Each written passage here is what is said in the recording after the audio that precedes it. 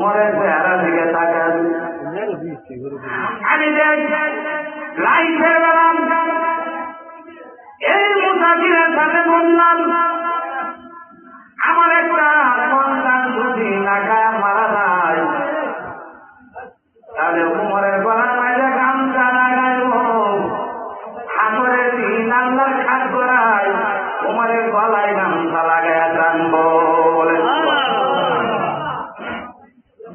মহিলা কল্পনা করতে করতে সামনে দিকে করে আর মনে মনে ভাবতে যায় মৌলানে তোর আপনারা দুহাই মৌলানে তোর আপনারা